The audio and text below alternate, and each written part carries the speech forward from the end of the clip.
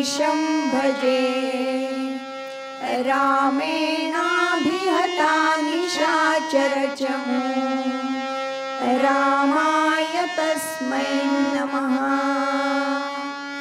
रामान्नास्ति परायणं परतरं रामस्य दासोऽस्म्यहम्।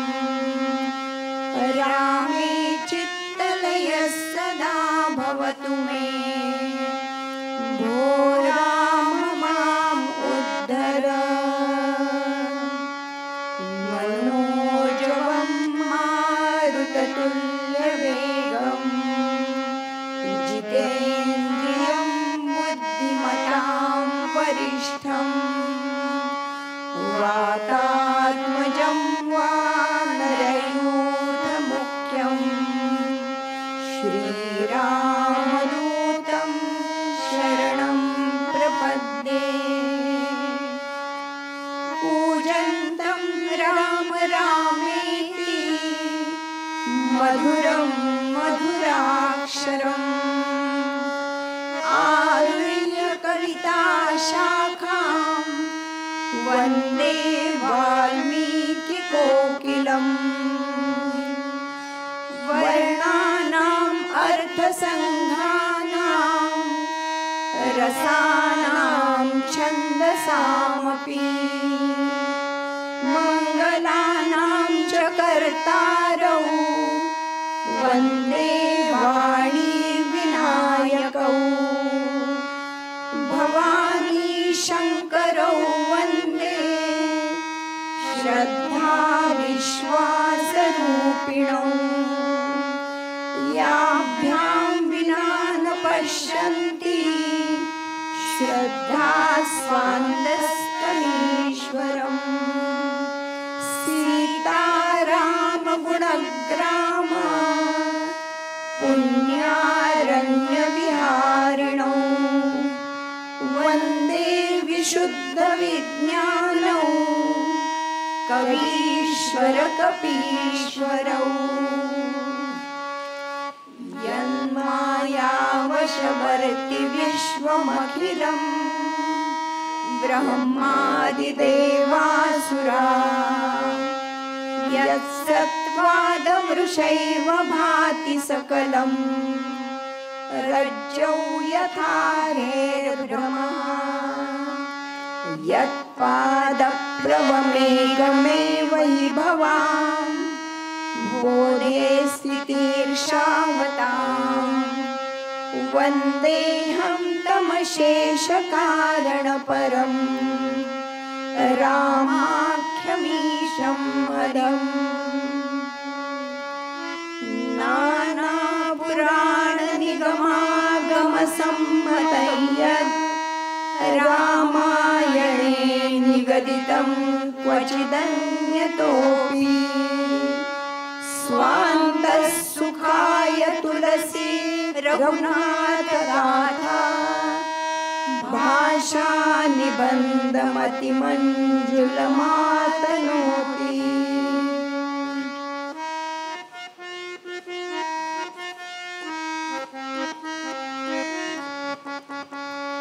जानकी जीवन त्वं शरणं दशरथ नंदन त्वं शरणं।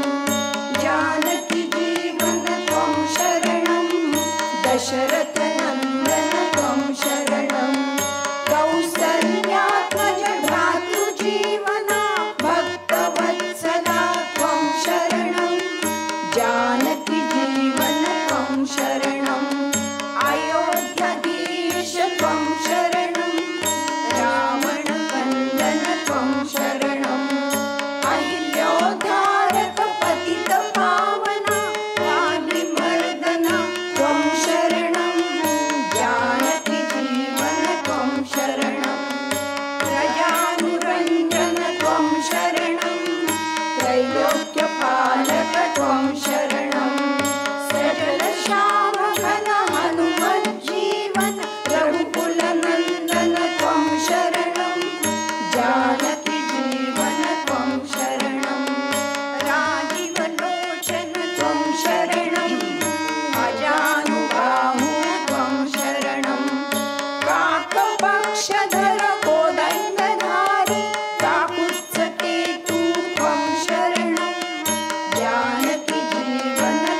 शरणं सगुणनिर्गुणत्वं शरणं विश्वाधारा त्वं शरणं पूर्णकामहरिसत्यप्रतिज्ञत आत्मा रामा त्वं शरणं जानकी जीवन त्वं शरणं जानकी जीवन त्वं शरणं दशरथनन्दन त्वं शरणं कौसल्यात्मज भ्रातृजीवना भक्तवत्सला त्वं शरणं जानकी जीवन त्वं शरणं जानकी जीवन त्वं शरणं दशरथनन्दन त्वं शरणं दशरथनन्दन त्वं शरणं दशरथनन्दन त्वं शरणं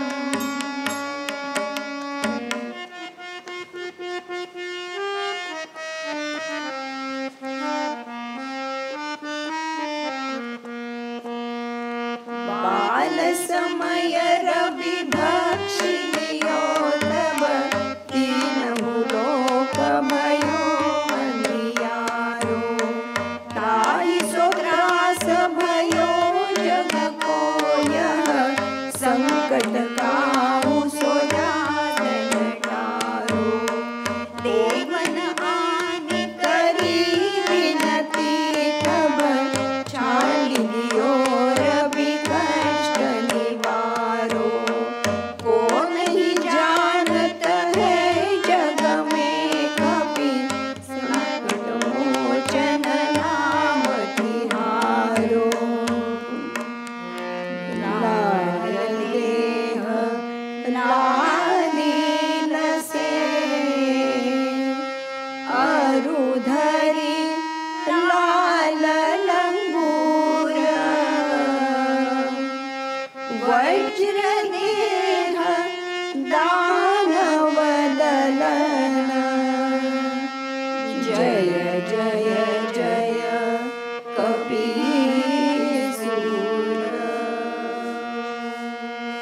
पायिन के गति पतित पावन राम भजि सुनु सठ मना गणिका जामिन व्याध गिद गजाली फल तारे घना आभीर चमन किरात कसन श्वपचादि अति अघरूप दे कही नाम बारक कीर्ति पावन होई राम नमामि रे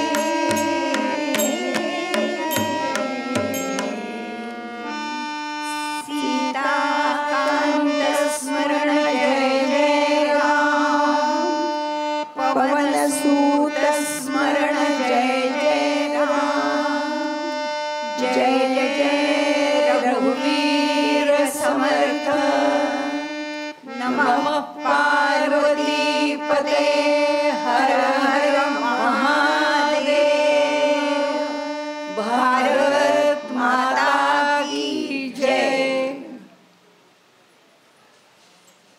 रामकथेचा आज तिसरा दिवस आहे.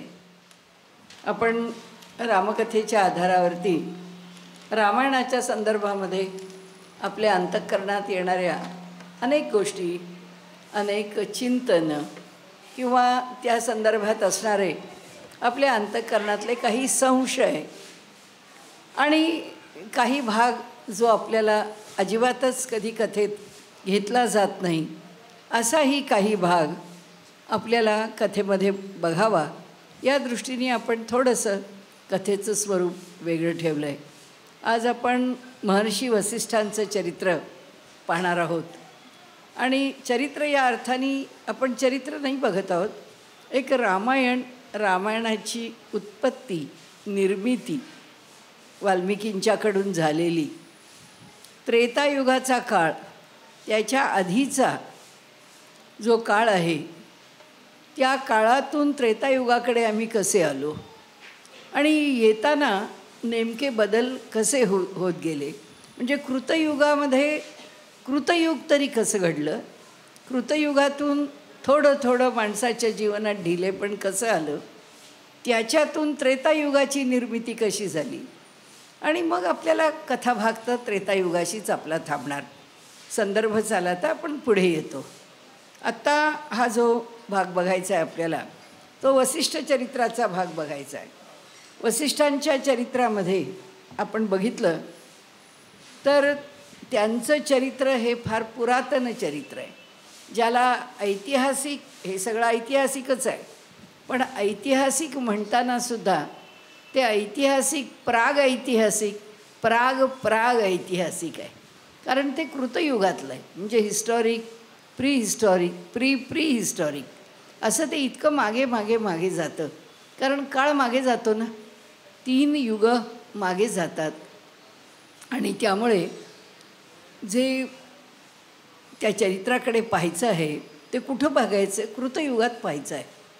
कृतयुगामध्ये आपली अशी धारणा आहे की ब्रह्मदेवांनी आपल्या 4 पुत्रांना धर्म सांगितला, जे सनक, सनंदन, सनत, सनातन या 4घांना धर्माचं स्वरूप सांगितलं, मानवी जीवन कसं असावं वगैरे वगैरे.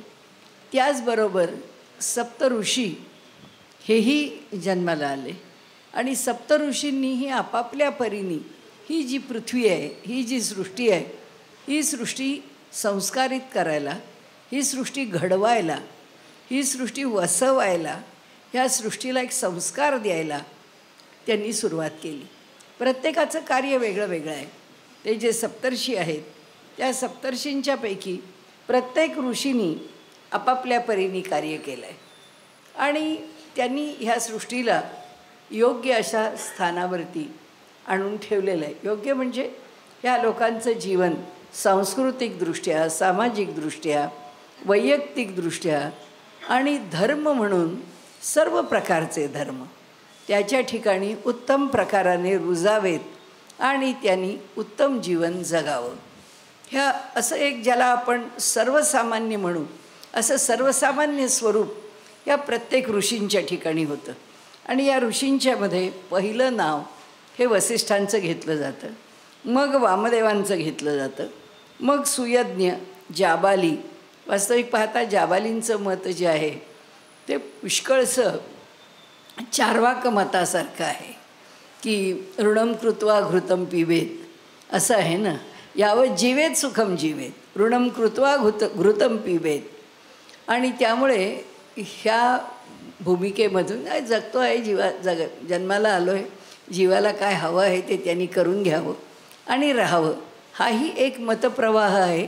जाबालींचा प्रत्यक्ष त्याच्याशी जोडणारा थेट असा मतप्रवाह नाही, तरीसुद्धा त्याच्या ठिकाणी एक, त्या विचारांच्या ठिकाणी एक ही थोडीशी भूमिका आहेच आहे. त्यानंतर गौतम आहेत, काश्यप, गौतम, मार्कंडेय आणि त्यानंतर कात्यायन असे हे सप्तऋषी आहेत. धारणा अशी आहे की ह्या सप्तऋषींच्या नियंत्रणामध्ये हे संबंध ब्रह्मांड आहे. आम्ही जे पाहतो आहोत हे पूर्ण, ज्याला कॉस्मॉस म्हणू आपण, ब्रह्मांड म्हणू, ज्याला जो शब्द समजेल त्याप्रमाणे ह्या संबंध ब्रह्मांडाचं नियंत्रण हे 5 ऋषी करतात. हा जो तारतम्याने होणारा बदल आहे, कधी चांगला कधी वाईट, कधी योग्य कधी अयोग्य, कधी कोणत्या गुणाचा उत्कर्ष कधी कोणत्या गुणाचा अपकर्ष, हे जे सारखं काय असतं, नेहमीच सातत्याने अशी एक स्थिर अशी स्थिती कधीच निर्माण होऊ शकत नाही. स्थितीमध्ये नेहमीच तारतम्य राहतं आणि ते तारतम्य हे फार कमी असेल तर जाणवत नाही. जेव्हा त्या तारतम्यामध्ये होणारा जो बदल आहे तो अधिक आहे त्यावेळी तो जाणवतो आणि तो जेव्हा अधिक होतो तेव्हा समाजाची स्थिरता कमी होते, समाज स्थिर राहत नाही. असो, यामध्ये कृतयुग आलं, आम्हाला जायचं आहे त्रेतायुगापर्यंत, त्यामुळे आम्ही तिथपर्यंतचाच विचार करणार. कृतयुगामध्ये पहिल्यांदा काय केलं, आता हे 8 ऋषी आपण बघितले, या ऋषींची नावं हीच आहेत, आपली पण तीच आहेत. आपलं गोत्र काय विचारलं की आपलं गोत्र किती लाखो कोट्यावधी वर्षांच्यापासून त्या त्या घराण्यामध्ये तेच गोत्र लोक सांगत आलेले आहेत. घराणं आहे, त्या घराण्यामध्ये गोत्र सांगण्याची स्थिती आहे. भाग्याने कदाचित हे घराणं लाखो वर्ष असेल. आपण ज्या घराण्यामध्ये येतो आपल्या घराण्याचं गोत्र सांगतो. हे गोत्र जे आहे ते त्या ऋषींपासून आलेलं आहे. त्या ऋषींनी त्या काळापासून जे काम केलं, त्या ऋषींच्या बरोबर जी कार्य करत राहिली किंवा त्या ऋषींच्या नावाने जी कार्य करत राहिली, अशा त्या ऋषींच्या पण पिढ्या आहेत. ते काय काश्यप म्हणजे कुणी एकच काश्यप होऊन नाही गेले. तो कश्यप ऋषी हा कोणी एकच नाही होऊन गेला. असे अनेक काश्यप झाले, कश्यपापासून निर्माण झालेले. आणि अशा अनेक काश्यपांनी हे कार्य केलं. जमदग्नी असे अनेक झाले. असे अनेक ऋषी त्या त्या घराण्यामध्ये आपलं तेच नाव तोच वंश सांगत ते पुढे कार्य करत राहिले. आणि त्या कार्यामधून समाज घडत राहिला. जेव्हा सुरुवातीला समाजाने घडावं, स्थिर व्हावं, त्यांच्यावर संस्कार व्हावेत आणि ते संस्कार होऊन समाजामध्ये पुढे जावेत, अशी जी काही स्थिती आहे, असा जो काही इतिहास आहे, जो वेदांनी आपल्यापुढे ठेवला आहे, आपल्याला म्हटलं तसं हा इतिहास त्याच्या शृंखला तुटलेली आहे. हा इतिहास आपल्या दृष्टीने विस्कळीत आहे. त्याला कुठेतरी संदर्भ घेऊन त्याचं दृढीकरण करण्याकरता आपल्या हातात काही नाही. जे वेदातले मंत्र आहेत, जी वेदातली सूक्तं आहेत, त्याच्या आधारानेच इतिहास पुढे जातो. त्या इतिहासामध्ये सांगताना वेदात जे चर्चिल आहे वसिष्ठांच्या चरित्राबद्दल, जन्माबद्दल, तेच प्रमाण मानून आपल्याला पुढे जायचं आहे. इथे त्यांनी सांगितलं आहे की मित्रावरुणांचे ते पुत्र आहेत. हे मित्रावरुण काय करत होते, तर ह्यांनी आपल्या बाजूनी या समाजाकरता एक उपक्रम म्हणा सुरू केला, की जो उपक्रम आहे त्याला दैवी सत्र असं नाव देऊन त्या उपक्रमाचं कार्यचं आपण आजच्या काळामध्ये जशी बघतो कुठे कुठे शिबिरं होत असतात, त्या शिबिरामध्ये एक एक विषय शिकवला जातो. एक एक काही विशिष्ट असा अभ्यास केल्यानंतर कधी संस्कार केले जातात, कधी काही ध्यानाच्या पद्धती शिकवल्या जातात, तर कधी काही साधना मार्ग शिकवले जातात. वेगवेगळ्या प्रकारांनी अशी जशी शिबिरं होतात तशा प्रकारे हे सगळे दैवी संपत्तीने युक्त असणारे असे जे ऋषी आहेत, हे ऋषी आपल्या आपल्या ऋषी मंडळासहित लोकांच्याकडे किंवा अनेकांना बोलावून किंवा ठिकठिकाणी जाऊन अशी दैवी सत्र घेत असत. आणि त्या दैवी सत्रांच्यामधून ते लोकांवर संस्कार करत असत, आपला विचार लोकांपर्यंत पोचवत असत की हे असं कारण काय आहे, कृतयुग आलं आहे, आता माणसं जन्माला आली आहेत, आता त्यांचं जीवन तयार व्हायचं आहे. कुठपासून व्हायचं आहे, दगड माती फोडून त्याच्यातून शेती करता जमीन करायची आहे, ती त्याच्यामध्ये धनधान्य जे आपल्याला पिकवायचं आहे, जे धन मिळवायचं आहे, धान्य पिकवायचं आहे, संरक्षणाकरता घरं बांधायची आहेत. सगळा जीवन जगण्याचा अथपासून इथपर्यंतचा विचार आणि त्याकरताची जीवन पद्धती शिकून घ्यायची आहे, समजून घ्यायची आहे. अशा अनेक गोष्टी आहेत की ज्या या ऋषी मंडळांनी शिकवलेल्या आहेत. इथे हे जे वसिष्ठांचं घराणं आहे, पुढे वसिष्ठ, त्याच्या आधी हे मित्रावरुण. या मित्रावरुणांनी दैवी सत्र नावानी एक मनुष्याच्या ठिकाणचं सामर्थ्य कसं वाढत जावं, त्याचे मनोबल असेल, त्याचं शरीरबल असेल, त्याचं बुद्धिबल असेल, त्याचं धैर्य असेल, त्याची स्थिरता असेल, माहीत नाही आपल्याला कशा कशा करता ते अशा प्रकारचं सत्र घेत असतील. पण ती सत्र लोकांच्यामध्येच नाही तर देवतांच्यामध्येही पुष्कळ प्रसिद्ध झाली किंवा ती जास्त आवडली लोकांना आणि देवतांनासुद्धा. आणि त्यामुळे सगळ्यांच्यामध्ये म्हणजे अगदी खरोखरच स्वर्गलोकापर्यंत त्यांची कीर्ती पोचली. असं म्हणतात की कृतयुगामध्ये पृथ्वी किंवा हा जो मनुष्यलोक आहे, भूलोक आहे, मर्त्यलोक आहे, हा लोक आणि स्वर्गलोक यांच्यामध्ये दळणवळण होतं. आणि म्हणून आपण दुष्यंत राजा वगैरेंच्या चरित्रांमधून काही काही कथाभाग बघतो. तर त्याप्रमाणे स्वर्गामध्ये ही कीर्ती पोचली की मित्रवरुणांचं फार सुंदर असं हे दैवी सत्र असतं. ते सत्र आपण पाहिलं पाहिजे, देवतांनीसुद्धा ते सत्र अनुभवलं पाहिजे, अभ्यासलं पाहिजे वगैरे वगैरे. त्याप्रमाणे ते सत्र बघण्याकरता, अनुभवण्याकरता त्याच्यामध्ये सहभागी होण्याकरता देवता लोकांमधून देवता येत असत. पुढे असं झालं की त्या देवता लोकांच्यामधून उर्वशीसारखी अप्सरा ते सत्र बघण्याकरता आली. ते सत्र बघायला आल्यानंतर तिचं सौंदर्य आणि तिचं तिथलं उपस्थित असणं यामुळे मित्रवरुणांना असं वाटलं की आपण संतती निर्माण करावी, आपली पुढची पिढी असावी, हे कार्य पुढे जावं. आणि केवळ संकल्प मात्र हा जो विचार त्यांच्या अंतःकरणामध्ये आला. आणि असं वर्णन आहे वेदांमध्ये की आच्छादन असलेलं एक छोटंसं अर्भक त्यांच्यासमोर आलं आणि ते जे अर्भक आहे त्याच्यावर झाकलं आहे म्हणून त्याचं नाव त्यांनी वसिष्ठ असं ठेवलं, की जे आच्छादनाने युक्त आहे आणि म्हणून आच्छादलेलं आहे म्हणून तो वसिष्ठ आहे. आणि आता ते जे लहान मूल आहे त्यांचं, तर आता ते कसं आहे, कारण शेवटी काय आहे, आपल्याकडे अनेक गोष्टींचे संशय जास्त आहेत. आपल्याला असं वाटतं की हे असं काही नसतं, हे आपलं मोठ्यांच्या चरित्राच्या बाबतीत असं होऊ नये म्हणून असं म्हटलं जातं. वास्तविक असं नाही आहे. ज्यावेळी जशी परिस्थिती आहे किंवा ज्यावेळी ज्या प्रकाराने तो जन्म झालेला आहे, आपल्याकडे तो कधी झाकला नाही आहे. आपल्याकडे इतिहास किंवा आपल्याकडे जीवनातली घटना लपवून त्याचं दुसरंच काहीतरी स्वरूप करून त्याला एक उदात्त बनवून आम्ही कसे उत्तम आहोत असं काही नाही. प्रत्येक गोष्ट अगदी पराशर मुनींच्यापासून जे जसं घडलं तसं आपल्याकडे वर्णन केलं आहे. आणि इथे असं वर्णन केलं आहे की हा जो पुत्र आहे हा कसा आहे, हा अयोनी संभव आहे. आणि त्यामुळे हा अयोनी संभव कसा हो, हे तुम्ही कसं काय म्हणता. आपल्याकडे आजच्या काळात उदाहरणं आहेत आणि ती उदाहरणं स्वच्छ आहेत, स्पष्ट आहेत. दुसरं असं आहे की आपण जन्माचा विचार करतो त्यावेळी जन्म कसे होतात, जन्माची कारणं काय.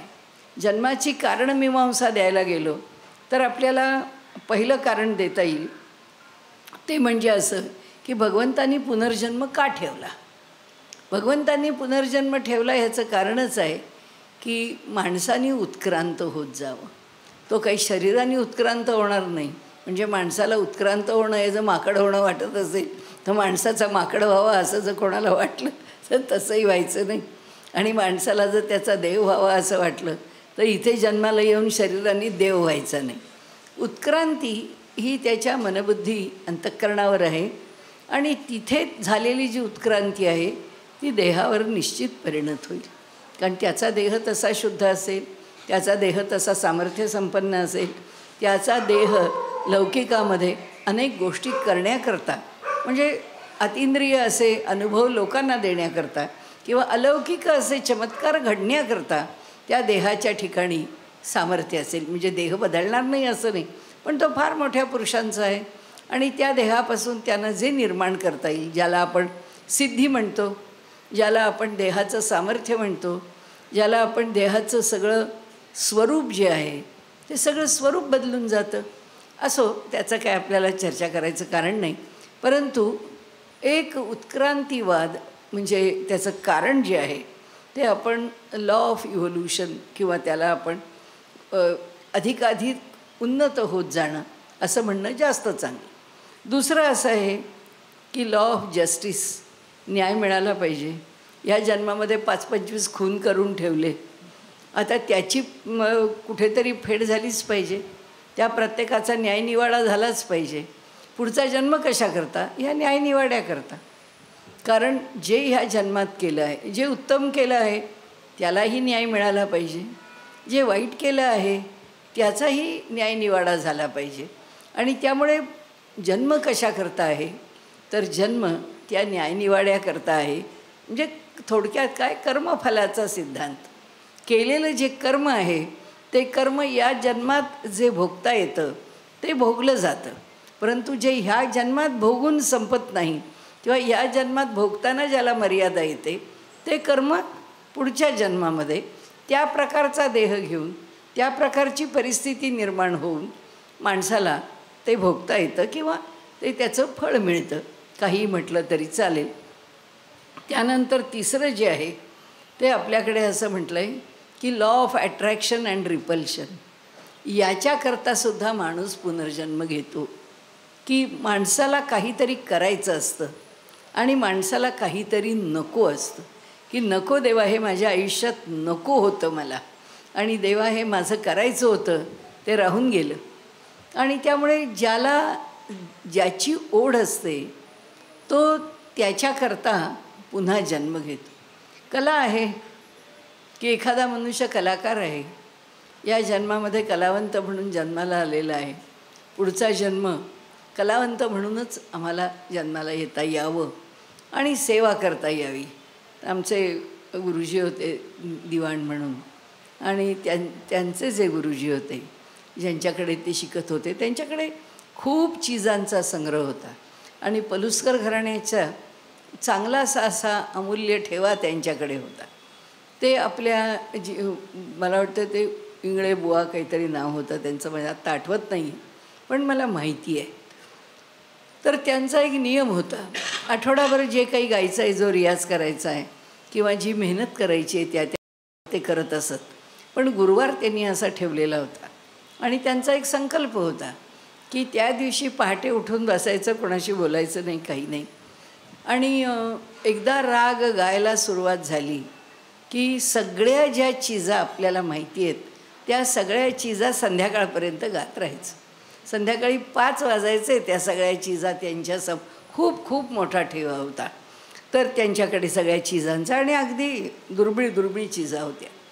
तर त्याप्रमाणे त्यांचं ते होऊन जायचं, आठवड्यात कधी चुकलं नाही. आणि कायम तर शेवट आला आयुष्याचा, तेव्हासुद्धा त्यांच्या मनात आलं आता तर वृद्धावस्था आलेली आहे, आता असं वाटतं की कोणत्याही आठवड्यातला आपला नियम कधी चुकू नये. आणि ठीक आहे, वाटणं आणि घडणं यात अंतर असतं. तर त्याप्रमाणे ते सकाळी बसले चीजा म्हणायला, आणि संध्याकाळी चीजा म्हणून संपल्या, आणि त्यांनी रात्री देह ठेवला. म्हणजे पुढचा आठवडा पण उगवला नाही आणि हा आठवडा चुकला पण नाही त्यांनी जो धरला होता. हे सगळे लॉ ऑफ, त्यांनी जसं म्हटलं अट्रॅक्शन रिपल्शन, की एक आकर्षण असतं जीवनामध्ये की हे असं झालंच पाहिजे. सोनोपंत दांडेकर त्यांनीसुद्धा कधी पंढरपूरची वारी चुकली नाही, आजारी पडले, डॉक्टर फाटकांच्या हॉस्पिटलमध्ये होते. आता वारी तर गेली पंढरपूरला, पण अजून ते हॉस्पिटलमध्ये ते कसे जाणंच शक्य नव्हतं, कारण देह तितका साथ देण्यासारखा नव्हता. पण आश्चर्य असं की पौर्णिमेपर्यंत वारी केली जाते, त्यांनी देह आधीच ठेवला, त्यामुळे त्यांची वारी पुन्हा पांडुरंगाने चुकवलीच नाही. सांगायचा हेतू असा आहे की ज्याचं जे आकर्षणाचं क्षेत्र, रिपल्शनचं क्षेत्रसुद्धा, जे नको आहे नको आहेच, अनेक गोष्टी असतात. माणूस म्हणतो देवा आता हे पुढच्या जन्मी काही ठेवू नकोस, काय असेल ना ते तुझं देणं घेणं त्याचे हिशेब तू इथं संपव, आता पुढच्या जन्माकरता नको. जे दुखणं आहे, जे बाणं आहे, जे त्रास आहे, ज्या कटकटी आहेत त्या सगळ्या इथे संपव. ह्या 3 प्रकारचे जे व्यवहार आहेत पुनर्जन्माचे ते सामान्यतः आपण पाहतो. आणि सगळ्यात शेवटचा जो आहे तो म्हणजे लॉ ऑफ युनिव्हर्सल नेसेसिटी, की तो असा आहे की या जगाला काही गरज आहे. जेव्हा जगाला ज्याची गरज असते तेव्हा जसं वाटतं, जसं भावंसं असं जाणवतं, ते आपल्याला नाही भगवंताला. त्याला ज्या प्रकारे व्हावंसं वाटतं, ज्या प्रकाराने घडावंसं वाटतं त्या प्रकाराने घटना घडतात. आणि हा अयोनी संभव कसा, ह्याला काही अर्थ आहे का? आता हा तर प्राग ऐतिहासिक विषय आहे. हा तर काही आम्हाला ह्याची छाननी करायला आमच्यासमोर ना वेद आहे, ना आम्हाला वेदाचा अर्थ कळतो आहे, ना त्याची चर्चा करता येते आहे, ना त्याचे क्रॉस रेफरन्सेस बघायला मिळतात. आम्हाला कुठून बघायला मिळणार नाही, बा याचा उल्लेख तिथे नाही, बा त्याचा उल्लेख तिथे, कुठून बघायला मिळणार आहे आम्हाला? तो काय आम्हाला मिळणार नाही. परंतु एक गोष्ट आहे की जगामध्ये भगवंत हे घडवतच राहतो, ते काही मागे जात नाही कुठे. रामकृष्ण परमहंसांच्या पत्नी शारदा माता, शारदा मातांचा सुद्धा जो जन्म आहे तो जन्म अयोनी संभवच आहे. चरित्र आपण वाचा त्यांच्या. मला नेहमी म्हणजे मिशनचं, रामकृष्ण मिशनचं एक खूप त्या धैर्याचं कौतुक वाटतं की त्यांनी शारदा मातांचं चरित्र असो, रामकृष्णांचं चरित्र असो, त्या चरित्रामध्ये अमुक एका घटनेनी आमच्यावरती टीकास्त्र कोणी उचलेल आणि ती भानगडच नको म्हणून त्या गोष्टीला गोडगोड शब्दामध्ये गुंढाळून टाकून तो इतिहास पुढे त्यांनी नेला नाही. मोठ्या धैर्याने त्यांनी तो विषय जसा आहे तसा ठेवला. त्याचं कारण असं आहे की एकतर विवेकानंदांनी परदेशात जाऊन एवढा मान सन्मान आणि मिळवल्यामुळे, जगन्मान्यता त्यांना असल्यामुळे त्यांनी काढलेल्या त्या रामकृष्ण मिशनच्या बाबतीमध्ये लोकांच्या मनामध्ये शंका घ्यायला हिंमत नाही. कारण असं आहे, हो अजापुत्र बलिर्दध्यात, की काय ते शेळीन बकऱ्यालाच मारलं जात, कोणी काही सिंहाचं बळी देत नाही. सिंहाचा बळी द्यायला लागा म्हणजे समजेल, कारण तिथे बकऱ्याचा बळी द्यायला लागतं आहे काय. असो, त्यामुळे होतं कसं की त्यांच्या लिखाणाला कुणी पुन्हा म्हणून असं आव्हान दिलं नाही. कुणी असं त्याच्याशी काही हे आपण ज्याला विरोधात म्हणू किंवा आपलं टीकास्त्र म्हणू किंवा समोरासमोर वादविवाद म्हणू, असा कोणी उपस्थित केला नाही आणि वाटेल त्या शब्दात टीका पण केली नाही. हा जो प्रसंग आहे, हा प्रसंग कुणीही शारदा मातांच्या चरित्रामध्ये जरूर वाचावा. जी घटना त्यांनी त्याच्याकरता लिहिली आहे आणि त्यांचा अयोनी संभव त्या ठिकाणी कशा शारदा माता जन्माला आल्या ते लिहिलेलं आहे. दुसरं प्रसंग म्हणजे तर जसा हा आहे की एका पात्रावरती किंवा एका पानावरती माहीत नाही कशावर ठेवलं आहे आणि ते अर्भक ठेवलं आहे आणि त्याच्यावर झाकलं आहे आणि ते झाकून या मित्रवरुणांच्या हातामध्ये आलेलं आहे आणि ते हातात जे पाहिलं त्या उघडलं तर बालक आहे आणि म्हणून जे झाकून आपल्याकडे आलं म्हणून तो वसिष्ठ. एवढीच त्याला जशी कथा आहे ना, बरोबर तशीच समांतर कथा आमच्या वारकरी संप्रदायामध्ये आहे. चोखा महार यांच्या बाबतीमधली कथा आहे. त्यांच्या एवढील परभणी जिल्ह्यामध्ये राहत असत आणि त्यांच्या गावातला एक शेठ हा पांडुरंगाचा निस्सीम भक्त असतो आणि त्याला काही आपल्याकडे पहिली ज्वारी, पहिलं काही धान्य काही आलं की पहिलं आधी पांडुरंगाकडे नेऊन द्यायचं, मग ते घरात वापरायचं.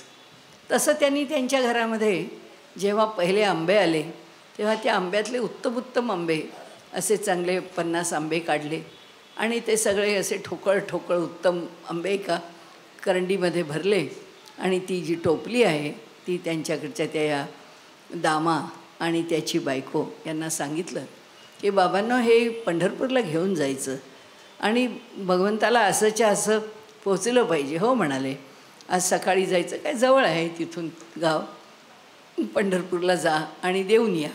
त्याप्रमाणे ते निघाले. वाटेमध्ये एक अगदी म्हणजे जख्म म्हातारा असा दिसला आणि तो म्हणाला, मी फार भुकेनी व्याकुळ आहे हो, तुमच्याजवळ काही असेल तर द्या. ते म्हणले, बाबा रे तू ब्राह्मण आहेस आणि आम्ही तर जातीने, आता आजच्या भाषेत बोलायचं तर हरिजन म्हणते, नाहीतर त्यांची भाषा आम्ही महार आहोत. आणि असं म्हणताना कधी कुणाला काही वाटलं नाही. तुझ्या महाराचा मी महार असं तो वर्णन केलेलं आहे. जोहार मायबाप जोहार, जोहार करतानाही महाराला काही वाटलं नाही आणि त्यांना तुझ्या महाराचा मी महार, तुझ्या चाकराचा मी पळचाकर आहे असं म्हणतानाही संतांना काही वाटलं नाही. आजच जरा सगळी परिस्थिती कठीण झाली आहे एवढंच आहे. त्याच्यात माझी जात आहे, ती माझी जात म्हणून उच्चारली तर बिघडलं कुठं. ब्राह्मणाला भट म्हणाल, ब्राह्मणाला भटुरड्या म्हणाल तरी ब्राह्मण स्वतःला ब्राह्मणच म्हणणार आहे. तुम्ही भट म्हणालात तरी तो भट असेल तर तो भटच म्हणणार आहे. सांगण्याचा हेतू असा की जातीचा अभिमान न धरता काही वेगळाच त्याच्यामागे हेतू धरून मनुष्याने आज जातीयवाद पसरवला आहे. तर म्हणाले, मी महार आहे, माझ्याजवळचं तुम्ही कसं घ्याल. तर माझी शिदोरी आहे, म्हणजे आमचं बरोबर भाकरी बांधून घेतली आहे, पण आमच्या इथली भाकरी तुम्ही कशी खाल. तुम्हाला तर काही देऊ शकत नाही, माझं पाणी देऊ शकत नाही, काय देणार मी तुम्हाला? तर तो म्हातारा म्हणाला, ते तुझ्या टोपलीत काय आहे? त्याने सांगितलं, आंबे आहेत. तर म्हणाले, दे की एक आंबा मला खायला. तर त्यांनी सांगितलं, तुम्हाला आंबा मी देऊ शकत नाही. माझ्या मालकाने मला अगदी बजावून सांगितलेलं आहे की विठोबाला दिल्याशिवाय, आणि ते कधीच खात नाहीत, विठोबाला दिल्याशिवाय आंबा खायचा नाही. तर हा आंबा मला विठोबाला पोचवला पाहिजे, मी तुम्हाला तो देऊ शकत नाही. तो म्हणाला, मी तुझ्याकडच्या ह्याच्याशिवाय काही खाऊ शकत नाही. मला काय मारणार आहेस का म्हणले. माझी परिस्थिती कशी झाली आहे, मी अगदी व्याकुळ झालं आहे तहानेन भुकेनी. मला काही न देशील तर माझं काही खरं नाही. पुष्कळ झालं त्यांच्या दोघांच्यामध्ये बोलणं, ज्याला आपण बाचाबाची म्हणा की त्यांच्यामधली चर्चा म्हणा. पुष्कळ चर्चा झाली आणि त्या चर्चेनंतर त्यांनी सांगितलं की बरं मी तुम्हाला देतो. आणि त्यांनी तो आंबा काढला आणि त्यांना दिला.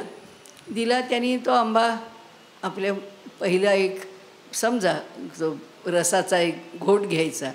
तो आंबा ज्याला माचून घेणं म्हणतात, इकडे काय म्हणतात मला माहीत नाही, पण तो मऊ केला आणि तो आपल्या मुखाला लावला. आणि एक अरे अरे अरे म्हटले, कसले आंबे आहे तुझे, अगदी आंबट, घेऊन टाक म्हण. ते म्हणले, बाबा हे तुम्ही काय केलं तसं? आधी तर आंबा खाल्ला पण नाही, त्याचा उपयोग पण झाला नाही आणि माझ्या मालकाला उगीचच त्रास देऊन ठेवलात. तर ठीक आहे म्हणाले. आणि मग त्याच्या बायकोनी आपल्या ओटीमध्ये तो आंबा ठेवून दिला.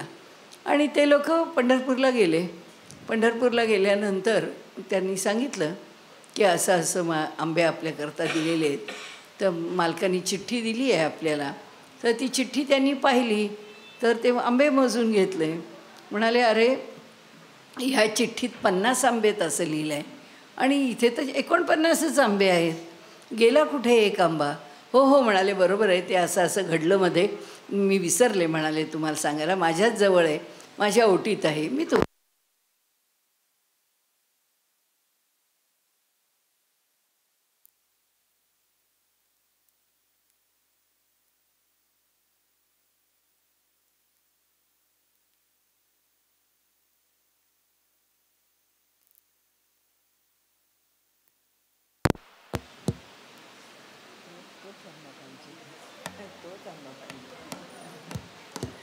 हॅलो, हां.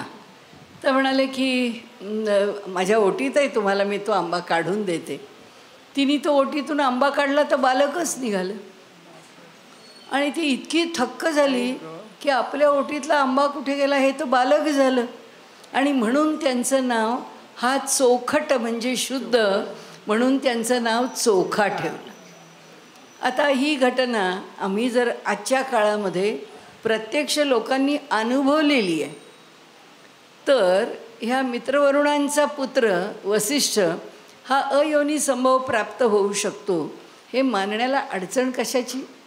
आपल्यापुढे एवढाच मांडायचा विषय होता की जे जे म्हणून वेडं वाकडं काहीतरी म्हटलं जातं, सांगितलं जातं, त्या गोष्टींवरती विश्वास ठेवताना हा मनुष्य हे चुकीचं आहे असं म्हणतो, ह्यावर तरी विश्वासच ठेवायचा ना. तर मग हजारो वर्ष जे सत्य म्हणून चालत आलं आहे ते जर चुकीचं सिद्ध होणार असलं तर होईल तेव्हा होऊ दे. तोपर्यंत सत्य आहे म्हणून त्या चुकीच्या दिशेने शोध घ्यायला काय अडचण आहे? मी नेहमी एक गोष्ट सांगते की आम्हा भारतीयांच्या ठिकाणी असलेल्या स्वतःला सो कॉल्ड रॅशनल इंटेलेक्च्युअल्स अशा लोकांच्या ठिकाणी जो विचार प्रसृत केला जातो याला काही अर्थ नाही, हे खरंच नाही, तुम्ही म्हणता त्याप्रमाणे असं घडलंच नाही, अशा कोणत्याही घटनेच्या बाबतीत जेव्हा बोललं जातं. आणि परदेशामध्ये मात्र ही बुद्धी आम्हाला दिसत नाही. ही विकृती किंवा बुद्धीची ही जी हेमटेपण आहे ते कधी आपल्याला तिकडे बघायला मिळत नाही. बघा, आपण जिथे अगदी ॲटम ते क्वार्कपर्यंत गेलो आपण, पण तरीसुद्धा जग कशापासून निर्माण झालं हे नाही विज्ञानाला कळलं, शोधायचं आहे. क्वार्क म्हटला तरी तो काही पुन्हा शेवटचा अंतिम असा पार्टिकल आहे किंवा अंतिम असा कण आहे की ज्याच्यापासून जग निर्माण झालं आहे असं म्हणता येत नाही आहे. मग आता काय, जे संशोधन ज्या ठिकाणी ज्या लॅबमध्ये ज्या स्थानावरती, कारण काही थिअरॉटिकल भाग आहे त्यामुळे सगळंच काही लॅबोरेटरीत संरक्षण म्हणते संशोधन होईल असं नाही आहे. तर त्यामुळे ज्या ठिकाणी लॅबमध्ये असेल, नाही तर थिअरॉटिकल पातळीवरती मनुष्याचं संशोधन चालत असेल, त्या ठिकाणी त्या इमारतीची जी कमान आहे, त्या कमानीवरचं मात्र जे लिहिलेलं बोधवाक्य आहे, ते बोधवाक्य असं आहे की God is the creator of the universe. म्हणजे परमेश्वरच या जगाचा निर्माता आहे, हे फंडामेंटल वाक्य धरून, हे पायाभूत सत्य धरून आम्ही संशोधन करीत आहोत. म्हणजे संशोधनाला सुद्धा काहीतरी पॉझिटिव्हिटी असावी लागते. दुर्दैव असं आहे की आम्ही आमची पुराणं खोटी, आमचा इतिहास खोटा, आमचे वेद खोटे, आमचा धर्म खोटा, आमच्या सगळ्या उपासना पद्धती खोट्या, आमचे सगळे आचार विचार खोटे, हे असं म्हणून आम्ही कोणत्याही सत्यापर्यंत पोचू शकत नाही. कशाचा तरी जो आधार घ्यायचा आहे तो निश्चित भक्कम पायावर उभा राहिलेला घ्यावा लागतो. का बरं त्या संशोधकांनी God is the creator of the universe म्हटलं? कारण त्यांना माहिती आहे हजारो लाखो वर्ष लोक एक मानत आहेत की ह्या जगाचा निर्माता ईश्वर आहे. पण आमचं समाधान नाही ना की ह्या जगाचा निर्माता ईश्वर आहे. आम्हाला शोधायचा आहे की खरंच कोण आहे, आणि तो असला तरी आमचं काहीच बिघडत नाही, पण आम्हाला तो एकदा मिळू दे, तो एकदा आम्हाला कळू दे. म्हणजे तो कळला की आम्ही त्यालाच मानू की हा जग निर्माण करतो. नाहीतर आम्ही ज्या पद्धतीने संशोधन करतो आहे त्या पद्धतीने करू द्या आम्हाला. पण हे म्हणताना त्याच्याकडचा जो दृष्टिकोन आहे, जो ॲप्रोच आहे, हा जास्त निरोगी आहे, हा जास्त स्वच्छ आहे, हा जास्त हेल्दी आहे. आणि म्हणून आपल्याला एवढं सांगायचं कारण असं की वसिष्ठांचा हा जन्म तुम्ही काय सांगता, मग ती उर्वशी नाही का सांभाळायला थांबली, मग पुढं काय झालं, हे असले जे काहीतरी प्रश्न आहेत ना, त्या सगळ्या प्रश्नांना अर्थ नाही. ते मित्रावरून समर्थ आहे, त्या मित्रावरुणांची पत्नी समर्थ आहे, आणि त्यांना प्राप्त झालेला पुत्र हा तर फारच समर्थ आहे. कारण भगवंतानी त्या 8 ऋषींच्या मधला ज्याला पहिला क्रमांक दिलेला आहे असे जे हे वसिष्ठ महामुनी आहेत, या वसिष्ठ महामुनींच्याकडे काय नव्हतं? सर्व विद्या, सर्व कला, सर्व प्रकारची, ज्याला आपण बुद्धीची शाखोपशाखांची वैशिष्ट्य म्हणू, सगळी त्यांच्याकडे होती. विलक्षण, ज्याला आपण म्हणजे एक अलौकिक असं म्हणू, ते असं ते बालक त्यांना प्राप्त झालं होतं. आता ते सोडून द्या, आता दुसरी बाजू. आता हे मित्रावरून वगैरे ही मंडळी काय करत होती? हा सगळा जो समाज आहे या समाजाला सुधारत होती, या समाजाला संस्कार देत होती, या समाजाला संस्कारित करत होती, त्यांना त्याप्रमाणे वागायला भाग पाडत होती. आणि एवढंच नाही तर गंमत अशी आहे की आपल्याला ते ऐकून वाचूनसुद्धा आश्चर्य वाटतं की जेवढे गट न गट, जेवढा समाज न समाज, जेवढा भाग न भाग सुधारला. आणि हे एका पिढीचं काम नाही आहे, हे पिढ्यानपिढ्या चाललं आहे. त्यांचं नाव वसिष्ठ आहे आणि यांच्यापासून जे सुरू झालं आहे ते चालूच आहे पुढे. आधी वेगवेगळ्या नावांनी माणसं काम करत आहेत, आता वसिष्ठ आले. म्हणजे आता वसिष्ठ नावाचा हा पहिला ऋषी जेव्हा आला आणि मग नंतर अनेक ऋषी आले, त्या अनेक ऋषींनी वसिष्ठ हे नाव घेतलं, कार्य केलं. पण ह्या पहिल्या ऋषींनी हे कार्य करताना जी भूमिका ठेवली ती भूमिका काय ठेवली? त्यांना असं वाटलं की हा जो समाज आहे हा स्वयंशिस्तीतच राहिला पाहिजे, सेल्फ डिसिप्लिन. कुणी त्यांच्यावरती शासन करता कामा नये, त्यांनी स्वयंशासन केलं पाहिजे. मी कसं वागलं पाहिजे? योग्य ते वागलं पाहिजे. आता आजकाल धर्माची व्याख्या सांगताना आम्ही नाही का म्हणत की बघ धर्माचं अगदी सगळ्यात सोपं सुटसुटीत स्वरूप काय की मला दुसऱ्यांनी जसं वागलेलं आवडतं तसं मी दुसऱ्याशी वागावं. कारण मला माझ्या मनाला प्रसन्नता देणारं वागणं आवडतं ना, मग आम्ही दुसऱ्याच्या अंतःकरणाला प्रसन्नता द्यावी. इतका सोपा विषय, तसा म्हटलं तर सोपा आणि म्हटलं तर लोकांना पचवायला अवघड असा विषय या वसिष्ठांनी घेतला. सामर्थ्य खूप आहे आणि समाज बदलवत निघाले. समाजाला बदलवताना त्यांचा एकच ध्यास होता आणि तो म्हणजे असा की हा समाज स्वयंशिस्तीने युक्त व्हावा. आणि ह्या समाजामध्ये अनुशासनाची गरज पडू नये. कशाकरता अनुशासन पाहिजे, कशाकरता राजा पाहिजे, कशाकरता शासन पाहिजे, काही असण्याची गरज नाही. आणि आश्चर्य वाटेल आपल्याला की त्यांनी असे मोठमोठे वस्ती वसवल्या, त्या वस्तीत लोकांच्यावर संस्कार केले, ते संस्कार करून त्यांना बदलवत आणलं. आणि ते सगळे ते जे भूभाग आहेत त्या सगळ्यांनी स्वेच्छेने आपलं नेतृत्व वसिष्ठांना दिलं, आपलं नेतृत्व वसिष्ठांना दिलं.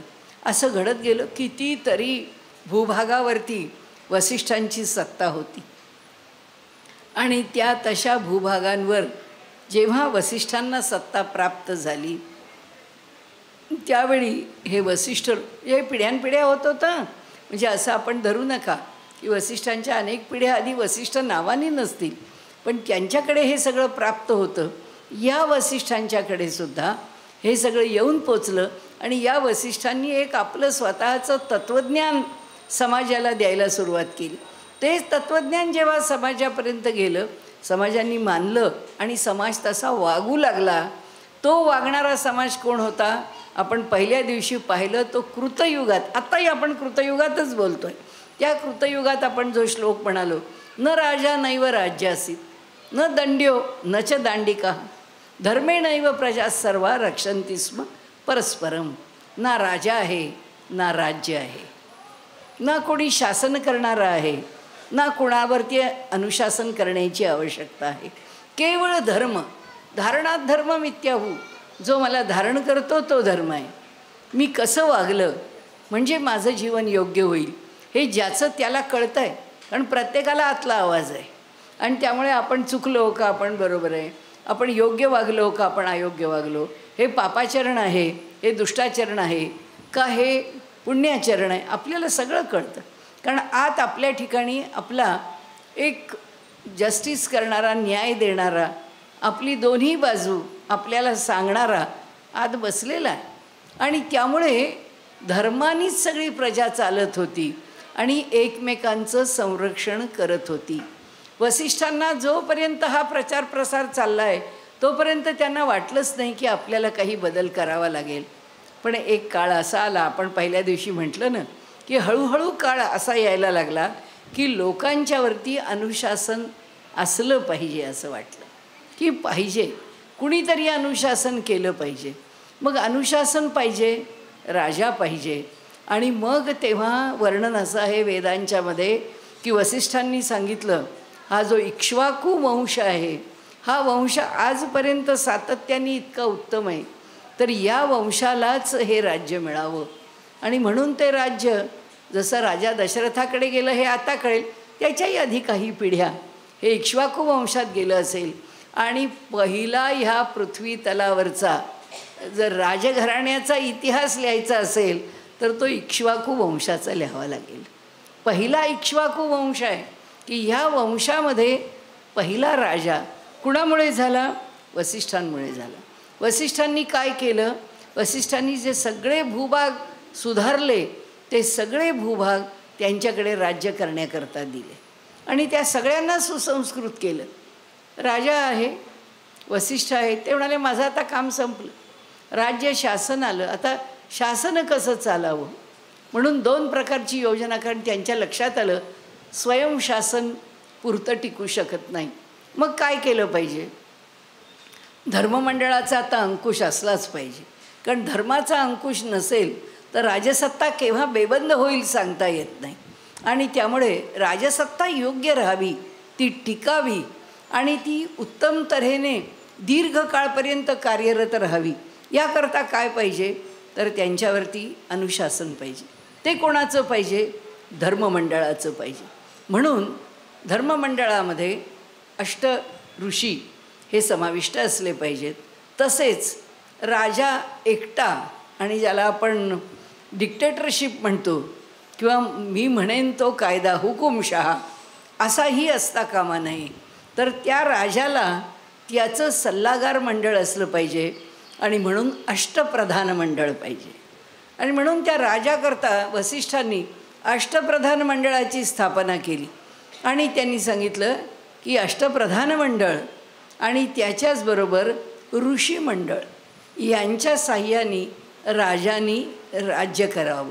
आपल्याकडे जसं म्हटलं आहे ना की जनकांनी म्हटलं आहे की राजा हा उपभोगशून्य स्वामी आहे त्या भूभागाचा किंवा त्याच्या राज्याचा. त्याचं कारण असं आहे की तो फक्त ट्रस्टीशिप जाणतो, तो फक्त तिथला विश्वस्त आहे. तो हे माझं आहे आणि मी वापरतो आहे, ही माझी खाजगी मालमत्ता आहे आणि ती माझ्या उपभोगाकरता आहे, हा राज्याविषयीचा गैरसमज कुणीच करायचा नाही आहे. त्याचं कारण असं आहे की आमच्या भारतामध्ये अनुशासन हे स्वयंशिस्तीवर उभं आहे, तेव्हापासून उभं केलं आहे. आणि त्याचा अंकुश हा सुद्धा ज्या अष्टप्रधान मंडळांच्या हातामध्ये दिला आहे तेही निरपेक्ष आहेत, आजच्या भाषेत बोलायचं तर भ्रष्टाचारविहीन आहेत. आणि दुसरं असं की जे धर्ममंडळ आहे ते सगळ्यात ब्रह्मज्ञानी पुरुषांचं मंडळ आहे. अनेक वर्षांमध्ये ठिकठिकाणी असे राज्यकारभार झाले असतील, पण आपल्या महाराष्ट्रामध्ये शिवाजी महाराजांनी सुद्धा या प्रकारचं राज्यमंडळ उभं करण्याचा त्यांनीही प्रयत्न केला. त्यांनीही त्या पद्धतीने राज्य चालवण्याचा प्रयोग केला असं आपण म्हणू.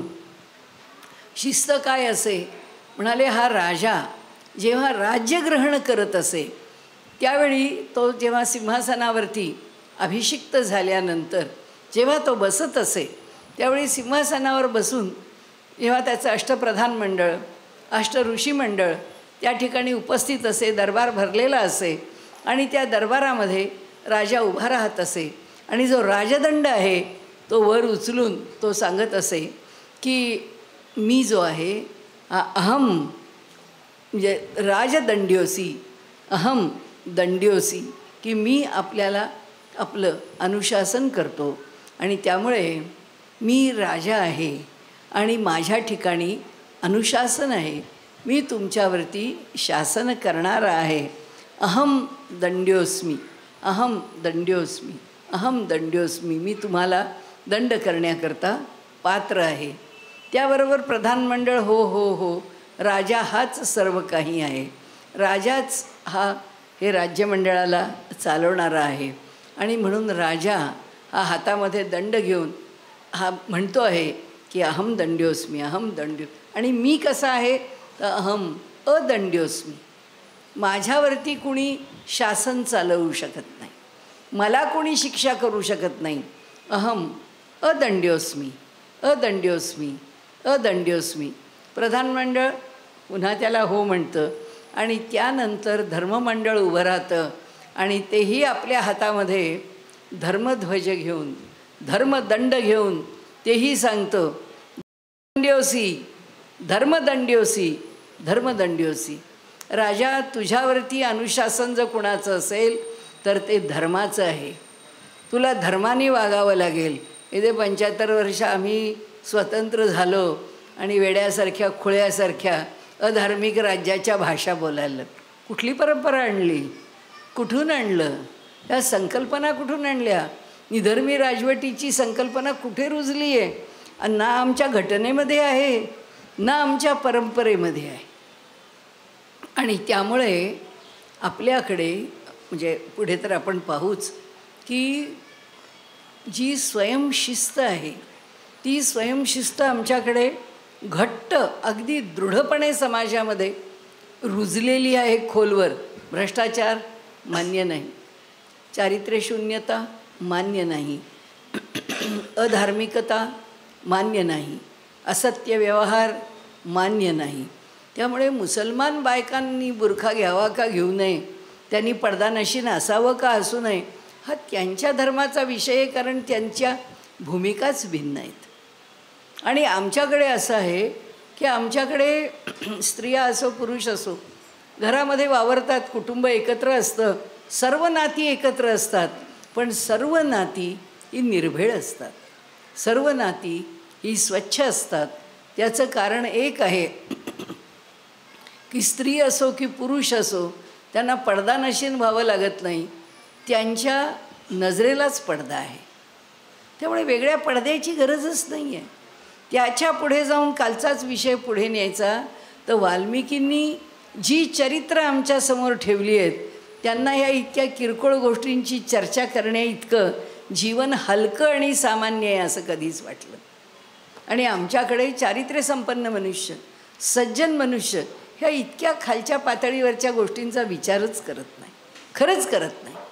त्याच्या ठिकाणी ह्या सर्व ज्याला आपण चुका म्हणू, ज्याला आपण अधार्मिकता म्हणू, ज्याला अयोग्य वर्तन म्हणू, याला तुम्ही काही म्हणा, परंतु या पातळीवरती आमच्याकडचा सामान्यतः मनुष्य उतरतच नाही. त्याचं कारण असं आहे की वाल्मिकींनी आम्हाला एक मापदंड घालून दिलेला आहे की कशी असते स्त्री, कसा असतो पुरुष, कसं असतं प्रत्येक नातं, भावाभावाचं नातं काय, भावा बहिणीचं नातं काय, की घरातल्या सर्व नात्यांच्या ठिकाणी दीर असो, भावजाई असो, घरामध्ये भाऊ भाऊ असोत, बहिणी बहिणी असोत, जावा जावा असोत, नणंद भावजया असोत, काही कुठलंही नातं, प्रत्येक नात्यात उदात्तता आहे. आणि ही उदात्तता कुणी दिली? ही उदात्तता पहिल्यांदा वसिष्ठांनी दिली. ती उदात्तता वाल्मिकी रामायणामधून आमच्यापर्यंत पोचली, ती आमच्यापर्यंत आली. वसिष्ठांनी त्यावेळी तो समाज घडवतानाच समाज असा घडवला आहे. मग आता हे जगभरातल्या लोकांचं काय? ते बिघडत गेले, ते बिघडत गेले, ते आमच्यापासून वेगळे नाहीतच. आज केवढी मोठी चळवळ आहे, आज एवढी चळवळ चालू आहे जगामध्ये की जो मुसलमान आहे तो हिंदू व्हायला तयार आहे, जो मुसलमान आहे तो सनातन धर्मच सत्य आहे असं म्हणायला तयार आहेत. आणि कितीतरी मोठमोठ्या प्रमाणावर, आपल्याला तर काही त्यातले भाग सांगत नाही, पण बडोद्यामध्ये एका वेळी 4,50,000 लोकांनी, ज्यांना मुसलमान केलेलं होतं, अशा रजपूत वंशीय लोकांनी आपल्या आयुष्यभर त्यांनी स्वतःला वेगळं जपून ते आपल्या घरामध्ये हिंदूच देवाची पूजा करत असत. बाहेर नावं आणि व्यवहार मुसलमान नावाने होता. आता त्यांनी सांगितलं आम्हाला पुन्हा हिंदू धर्मात घ्या. आणि त्यांच्याकरता एका वेळी 4,50,000 लोकांना एका वेळी हिंदू करून घ्यावं लागेल, अशी जगभरामध्ये चळवळ आहे. आता हे काय होतं माहिती आहे का? ह्या सगळ्या अरेबियन नाईट्समधल्या कथा वाटतात, हे काय बोलत आहेत, पण असं नाही आहे. ह्या जगामध्ये सनातन धर्म हा एकच धर्म होता. तो धर्म सगळ्या ऋषीमंडळांनी मांडला. तो धर्म मांडत मांडत समाज एका पातळीपर्यंत आला. पण असं असतं ना, एकदा शिखरावर पोचलं की पुढचं पाऊल वर पडत नाही, पुढचं पाऊल खाली पडतं. पुढचं पाऊल टाकायचं आहे तेव्हा. आणि जेव्हा समाजामध्येही असं वरचं पाऊल वर राहत नाही, तेव्हा समाज हळूहळू हळू का होईना समाज बदलत जातो. आणि बदलत जाणाऱ्या समाजाला मग नियंत्रण लागतं, मग अंकुश लागतो. म्हणून पहिल्या दिवशी आपण म्हटलं की श्रुती म्हणजे वेदांमधला, श्रुती म्हणजे वसिष्ठांनी सांगितलेला. पण तो धर्मसुद्धा पुढे थोडा खाली उतरला की ज्याला राजा पाहिजे असं वाटलं. मग राजा पाहिजे असं वाटलं म्हणून कोणता राजा आला? इक्ष्वाकू वंश आला, त्या वंशाचा राजा आला. आणि म्हणून आपल्याकडे सूर्यवंश आला, सूर्यवंशाचा राजा आला. आणि त्या राजानी हे राज्य चालवायचं, त्या राजानी हा समाज चालवायचा, अशी धारणा, अशी भूमिका तयार झाली. पुन्हा त्यातला एक छोटा मुद्दा आहे, त्याच्या आधी एक गजर. जग में सुंदर तेरो नाम, चाहे कृष्ण कहो या राम. जग में सुंदर तेरो नाम, चाहे कृष्ण कहो या राम. बोलो राम राम राम, बोलो राम राम राम, बोलो राम राम राम, बोलो राम राम राम. जग में सुंदर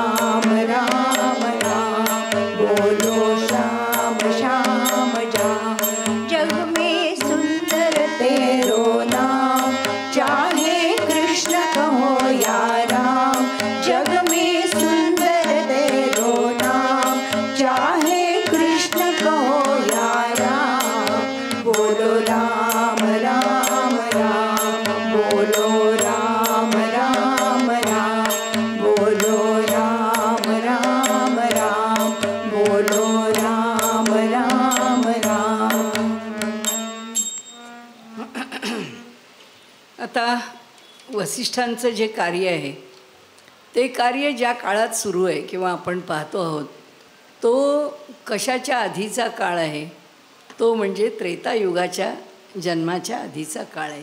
की का हे जन्माला आलं, कसं हे जन्माला आलं. जसं आपण सारखं पहिल्याही दिवशी तुलना करत म्हटलं आहे की जेव्हा द्वापारयुग संपत आलं तेव्हा परिस्थिती कशी निर्माण झाली. कारण का, तर पुढे कलियुगाचा काळ यायचा आहे. त्या कलियुगाकरता असं आहे, धर्म किंवा ऋषीमंडळ हे कधीच येणाऱ्या काळाला काय आवश्यक आहे ते जाणून जे पुरवायचं आहे ते पुरवतं. त्यांना माहिती आहे यात काय वाईट होणार आहे, काय चांगलं होणार आहे. नाहीतर इतकी पुराणं, आपण त्या दिवशी बोललो त्याप्रमाणे, इतकी पुराणं व्यासांनी कशाला लिहिली असती, इतक्या ग्रंथांच्यावरती टीका कशाला लिहून ठेवल्या असत्या, वेदांचं सुसूत्रीकरण कशाकरता केलं असतं, त्याच्यावरती एवढे पाठ कशाकरता करून ठेवले. त्यांना माहिती आहे येणाऱ्या काळामधला मानव हा सामान्य बुद्धीचा आहे. जी बुद्धी त्या त्या युगामध्ये पेलली गेली ती तितकी बुद्धी किंवा त्या बुद्धीला पेलण्यासारखी परिस्थिती या कलियुगात असणार नाही. त्यामुळे प्रत्येकाकडून हे जर टिकवायचं असेल आणि ह्या समाजाला जर हे पाथेय जर शेवटपर्यंत पुरवायचं असेल तर त्याचं स्वरूप काय असावं, त्या अर्थाने त्यांनी तो विषय मांडलेला आहे. आपल्याकडे म्हटलं जातं की यांनी स्वयंशिस्त हा विषय मांडला. स्वयंशिस्त हा नुसता विषय नाही मांडला, सेल्फ डिसिप्लिन. आपण दुसरा आचारधर्म आणखीन कशाला म्हणतो, आपण आपल्याला शिस्तीत ठेवायचं हाच आपला आचारधर्म आहे. आणखीन काय, दुसऱ्यांनी शिकवायची गरजच नाही आहे. ज्याचं त्याला कळतं आणि ज्याचा तो त्याप्रमाणे व्यवहार करू शकतो. असो, त्यांनी असं पुढे म्हटलं आहे की त्यांना ही जी स्वयंशिस्त आहे ही पेलली जात नाही हे वाटल्याबरोबर वसिष्ठांनी आग्रह नाही धरला. वसिष्ठ आज जी टीका मोदींच्यावरती होते, अहो काय हे तुम्ही कुणालाही पक्षात घेताय, तुम्ही कुणालाही पक्षात घेताय, म्हणजे आता तुमचं काय, ज्या काँग्रेसशी लढा देत बसलात तुमचा पक्ष आता हळूहळू मिनी काँग्रेसच झाला की, नाहीतरी काय वेगळं आहे. मग हे तुमचं सगळं तत्त्व आणि निष्ठा आणि ह्या सगळ्या गोष्टी कुठे गेल्या. एकच उत्तर आहे त्याला. त्याचं कारण असं आहे की जर ह्या समाजाला आपल्याला आता पुढे न्यायचं आहे, ह्या समाजाला जर चांगल्या दृष्टीने घडवायचं आहे आणि आपल्यावरची आलेली संकटं ही जर फार महाभयंकर आहेत, अतिभयंकर आहेत, तर त्या संकटांना तोंड देताना मिळणारं उत्तर काय आहे किंवा त्याच्याकरता करायची योजना काय आहे. जर या योजनेतून जावं लागलं तर 4 पावलं मागे यावं लागेल. वसिष्ठांच्या चरित्रामध्ये वेदात लिहून ठेवलेलं आहे की वसिष्ठ ऋषी आहे.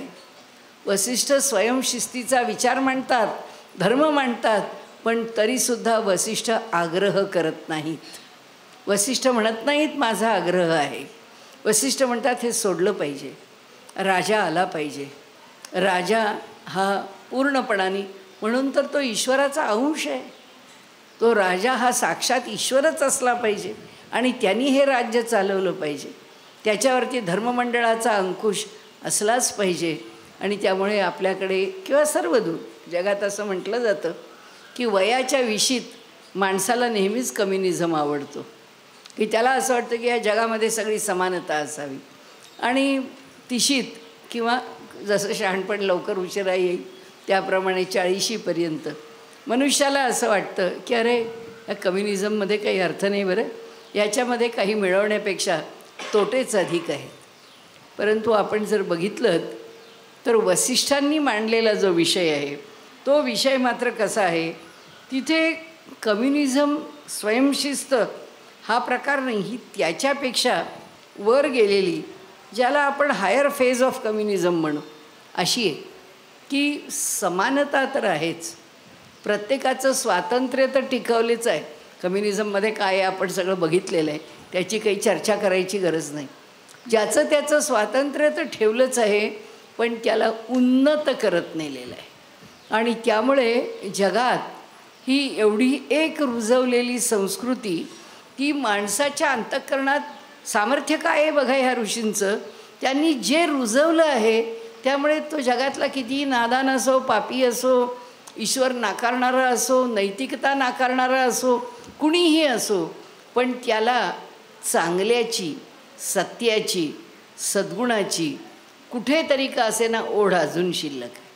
अंतःकरणात ते मेलेलं नाही आहे. जगभरात कुठेही गेलात तरी तो थोड्या न थोड्या तरी चांगल्याच्या शोधात आहे. त्याचं कारण असं आहे, आमच्या अंतःकरणात सात्विक आणि वाईट संस्कार आहेत वगैरे वगैरे. अशा संस्कारांचा जरी आपण विचार केला तरी एक मोठा संस्कार या मानव जातीवरती वसिष्ठांनी करून ठेवला आहे, जो पिढ्यानपिढ्या आणि युगानुयुग वसिष्ठांचा हा संस्कार मान्य झालेला आहे. हा एक भाग.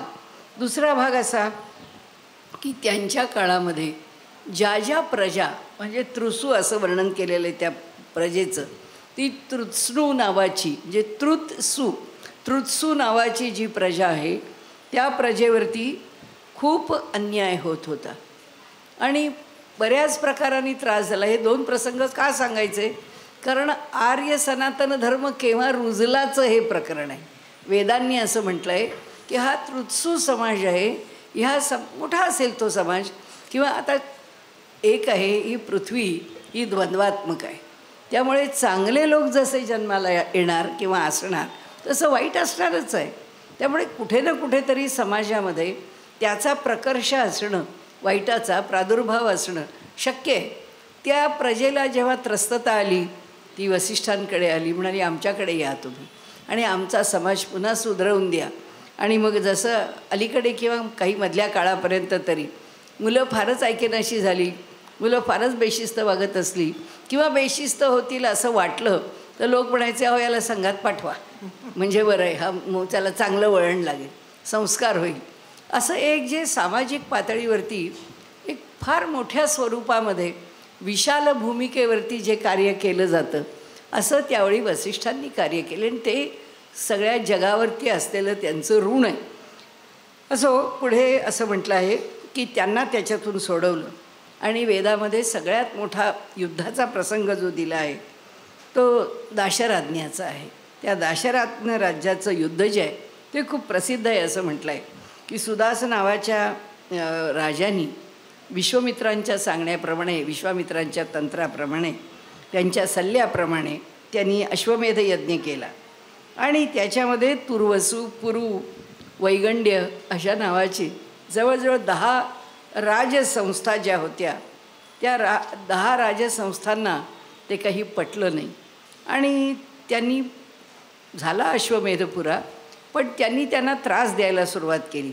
त्यावेळी वसिष्ठांनी इंद्राला सांगितलं आणि इंद्राला बोलावून घेतलं आणि त्यांनी जो प्रदेश आहे जिथे हा त्रास होत होता तो सैंधव, आमचा सिंधू नदीच्या प्रांताचा प्रदेश आहे आणि त्याला वरुष्णी नदी म्हणजे आजचा रावीचा भाग, त्या भागामध्ये त्या काठावर युद्ध झालं आणि सिंधू नदीपासूनचा, आता आम्ही सिंधू नाव नंतर ठेवलं, तर त्या सिंधू नदीपासूनचा जो प्रदेश आहे तो सर्व प्रदेश पुन्हा वसवला, धर्म वसवला, तिथे संस्कार वसवले. आणि जेव्हा सिंधू, आता आपण का म्हणतो की सिंधूच्या काठावरती जी संस्कृती वाढली ती ही हिंदू किंवा आम्ही सिंधू संस्कृतीचे, त्याचं कारण असं की तिथे वसिष्ठांनी संस्कृती रुजवली. आणि त्याचं वर्णन असं आहे की जेव्हा त्या सिंधू नदीवरती असणारा जो मनुष्याचा समुदाय आहे तो जेव्हा धर्माने युक्त झाला किंवा सुसंस्कारित झाला म्हणा, तो सुसंस्कारित झाला आणि तिथे आता आर्यांचा पाय रोवला गेला, तिथे धर्म. आणि त्यावेळी या सनातन धर्माची खऱ्या अर्थाने ज्याला रुजणं, पक्क होणं, वाढणं हे सगळं त्यावेळी झालं. सनातन धर्म काय बरोबरच जन्माला आला आहे की सहयज्ञा प्रजा सृष्टवा, प्रजा जन्माला आली त्यामुळे यज्ञासहित म्हणजे कर्मासहितच जन्माला आलेली, म्हणजे धर्मासहितच जन्माला आलेली आहे. तिला जन्माला येताना काही अडचण नाही आहे. जन्माबरोबरच सनातन धर्म आलेला आहे जो अनादी काळापासूनचा आहे, पण तो समाजामध्ये दृढमूल कसा झाला, समाजामध्ये त्याचं म्हणजे वसिष्ठांचा झगडा संपला केव्हा ते म्हणतात जेव्हा सिंधू आली आपल्याकडे तेव्हा. आजही सिंधू आमच्याकडे नाही, तर पुन्हा जेव्हा सिंधू येईल तेव्हा रुधेल असं म्हणावं लागेल, तेव्हा आमचं जीवन पुन्हा सुस्थिर होईल असं म्हणावं लागेल. असो, त्यांनी त्यामध्ये म्हटलं आहे की एकटा वसिष्ठ नाही, एकट्या वसिष्ठ ऋषींना कार्य नाही, त्यांच्या चिरंजीवांनी शक्ती नावाच्या पुत्रांनीही ते कार्य पुढे नेलं आणि संस्कृती त्या सर्व आज जे आपण आज येतो हिमाचल म्हणतो अशी सर्वदूर ती संस्कृती पसरवली. असं ह्या वसिष्ठांचं फार मोठं कार्य आहे. ह्या वसिष्ठ महामुनींना एक प्रसंग आला असा की ते विद्यार्थ्यांना शिकवत होते आणि शिकवत असताना त्यांना राजाकडून बोलावणं आलं. तर बोलावल्याबरोबर असं झालं की वसिष्ठ म्हणाले मला गेलं पाहिजे. आणि कशा करता त्यांची पत्नी म्हणाली की तुम्हाला पैशाची आवश्यकता नाही, मलाही काही फार चैनचान करायची आहे, मलाही काही दागदागिने अलंकार किंवा काही विशेष पाहिजे आहे असं तर काही नाही आहे. जर तुम्हालाही गरज नाही मलाही गरज नाही आहे तर राजाचं बोलावणं आलं म्हणून तुम्ही या विद्यार्थ्यांचे पाठ घेत असताना सोडून कशाकरता निघालात? जायचं काही कारण नाही, कारण आपला हेतूच नाही, काही आपल्याला काही मिळवायचंच नाही आहे. तेव्हा वसिष्ठांनी सांगितलं की मला गेलंच पाहिजे, कारण म्हणाले आता ह्या इक्ष्वाकू वंशामध्ये साक्षात भगवंत अवतार घेणार आहे. तो जेव्हा अवतार घेईल तेव्हा त्याचं कल्याण वस्तू म्हणण्याकरता आशीर्वाद द्यायला मीच असलं पाहिजे, त्याचं शिक्षण करण्याकरता मीच असलं पाहिजे, त्याला मोठं करताना मीच असलं पाहिजे, म्हणून मला आता गेलं पाहिजे.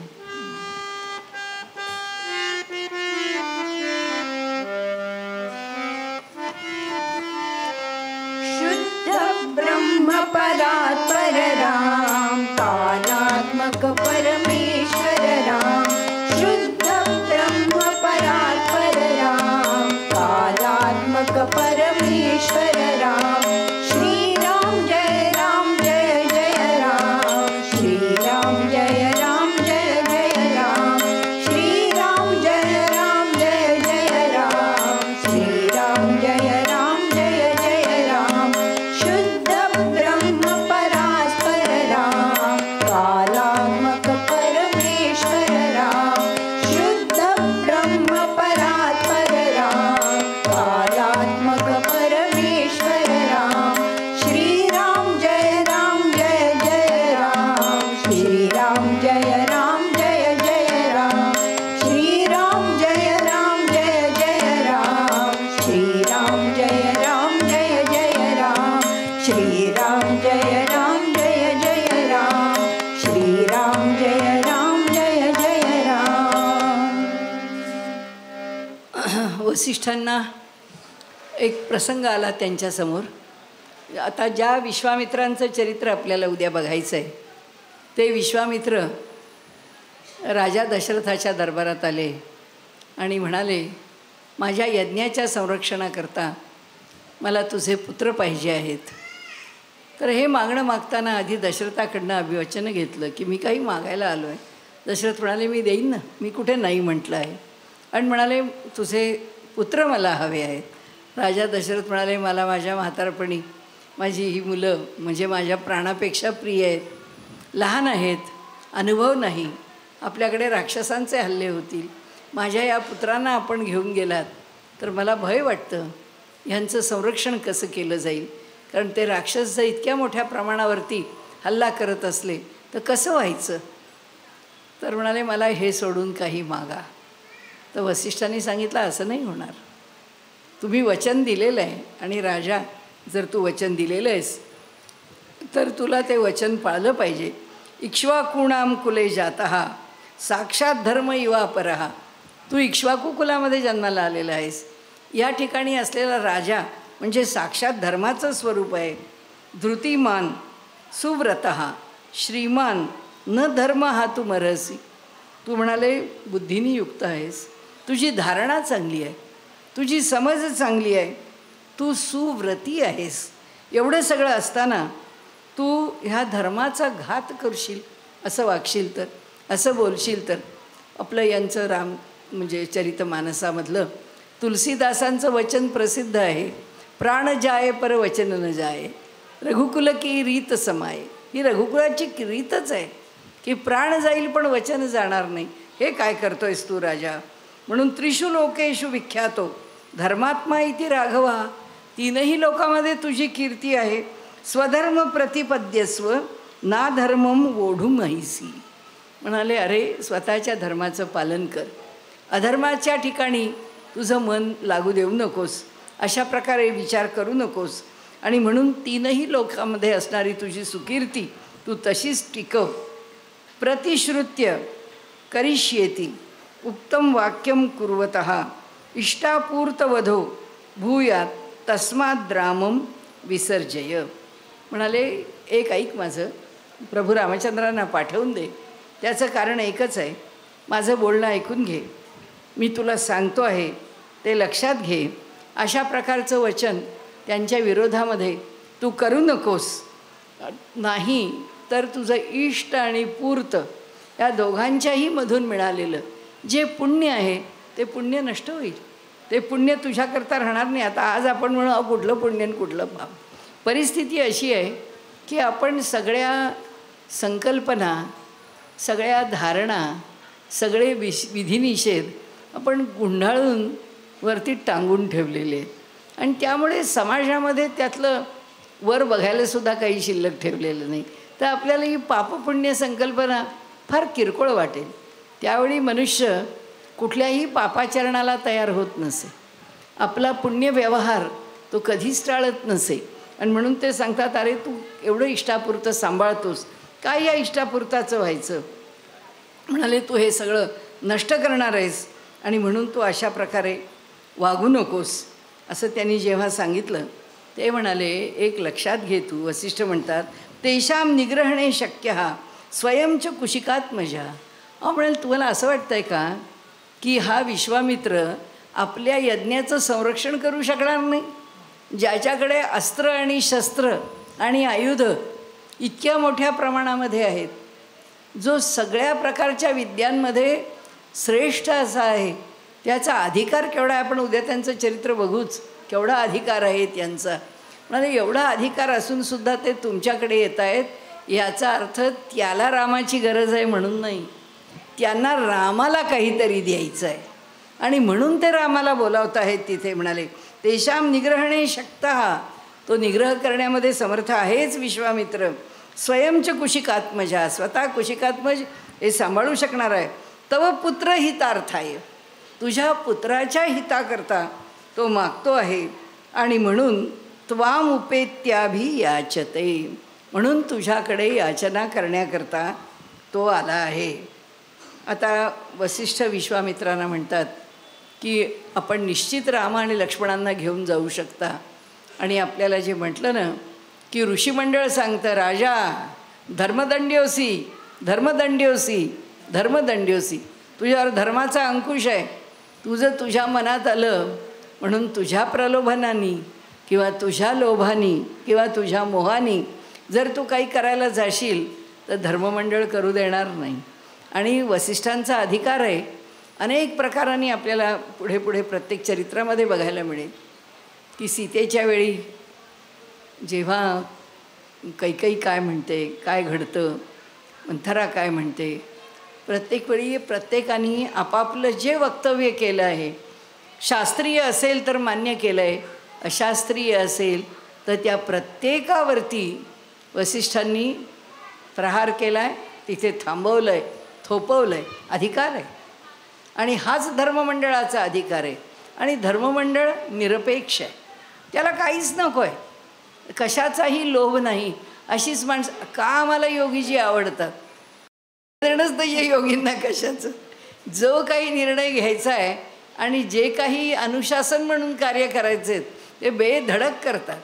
त्यांना भय नाही कशाचं. त्याचं कारण आहे मोहच नाही कशाचा, अपेक्षाच नाही कशाची. आणि त्यामुळे त्यांनी इथे सांगितलं की म्हणाले विश्वामित्र जे म्हणत आहेत ते तुम्हाला ऐकलं पाहिजे. आता उद्याच्या भागात तर आपण पाहूच, पण विश्वामित्र आणि वसिष्ठ हे दोन घराणी म्हणा किंवा हे दोन विचारप्रवाह म्हणा अजिबात पटत नव्हतं. कारण विश्वामित्र हा राजाकडे अधिकार राहावा ह्या भूमिकेतले होते. आणि वसिष्ठ हे स्वयंशिस्तीमध्ये समाज चालावा त्याला राजासुद्धा नको असं म्हणणारे होते. त्यामुळे त्यांच्यात खूप युद्ध झाली आहेत. आपण उद्या पाहूच ते सगळं. पण आता विश्वामित्रांना वसिष्ठ म्हणतात, तुमच्या इतका ज्ञानी अधिकारी असा ऋषी आमच्या इथे आलेला असताना मी त्यांचं स्वागत केलं नाही, हे काही खरं नाही आणि हे काही बरं पण नाही. आणि त्यामुळे आपण माझ्याकडे या आणि मला आपलं स्वागत करण्याची इच्छा आहे. आतिथ्यम कर्तुम इच्छामी, मला तुमचा अतिथी सत्कार करायचा आहे. बलस्यास्य महाबल, तुम्ही बलवान आहात, महाबल्यांच्यामध्ये सुद्धा अतिबलवान आहात असा तुमचा अधिकार आहे. महाबल अतिबल, अतिबल काय म्हटलं तितकं कमी आहे, इतके तुम्ही अधिकारी आहात. तव चैवा प्रमेयस्य यथार्हम संप्रतिच्छ मे, त्यामुळे तुमच्याकरता काही चांगला सत्कार माझ्याकडून व्हावा अशी माझी इच्छा आहे. सत्क्रियां ही भावानेतां प्रतिच्छतु मया कृतां राजन्त्वम अतिथी श्रेष्ठः पूजनीया प्रयत्नतः. आमच्यासारख्यांनी तर आपल्यासारख्या राजर्षींची प्रयत्नपूर्वक जितकी करता येईल तितकी सेवा आतिथ्य भावाने उत्तमात उत्तम करावी. जसं वैभव प्रकट करता येईल तितक्या वैभवाने करावी, आपला आदर करावा, आपला सत्कार करावा. आणि त्याबरोबर विश्वामित्र म्हणाले, नाही असं म्हणू नका, मी आपल्याकडे जरूर येईन. तेव्हा वसिष्ठ महामुनींनी सांगितलं, त्यांची शबला नावाची जी कामधेनू आहे त्या कामधेनूला त्यांनी हाक मारली. कामधेनू जवळ आली. तिला म्हणाले, सबलस्यास्य राजर्षे कर्तुम व्यवसितोस्म्यहम.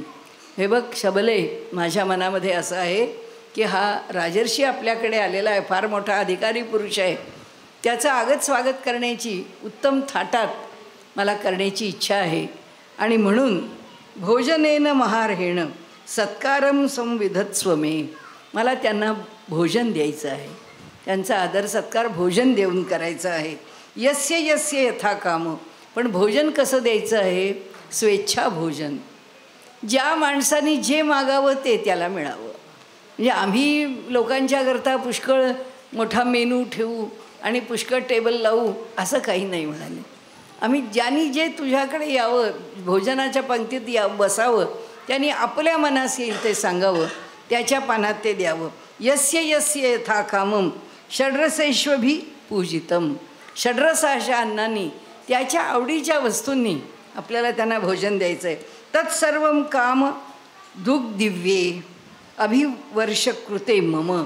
आणि हे सगळं काम हे शबले तुला माझ्याकरता करायचं आहे. आणि त्याबरोबर काय त्या भोजनाचा थाट, आता काय सोन्याची ताटण, बसायचे पाटसुद्धा सोन्याचे असतील काय माहिती, जे जे पाहिजे आहे असं मोठं वैभवानी संपन्न अशी ती भोजन व्यवस्था होती. त्या भोजन व्यवस्थेमध्ये ह्या सगळ्यांची उत्तम प्रकाराने भोजनं झाली.